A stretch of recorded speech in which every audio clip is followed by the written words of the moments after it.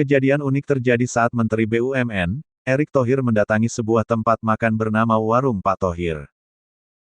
Momen ini pertama kali dibagikan oleh Erick Thohir di akun Instagramnya, @erickthohir pada Sabtu, tanggal 29 Mei tahun 2021 lalu.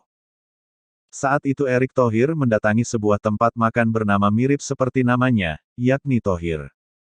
Pak Thohir bertemu Pak Thohir di Warung Pak Thohir. Pak Thohir yang ini asli warga Yogyakarta membuka toko kelontong di dekat Yogyakarta International Airport. Ketika saya mampir ke tokonya saat kunker beberapa waktu lalu, saya ngobrol banyak dengan Pak Thohir dan keluarga. Semangat terus ya Pak Thohir, tulis Erick dalam keterangan video tersebut.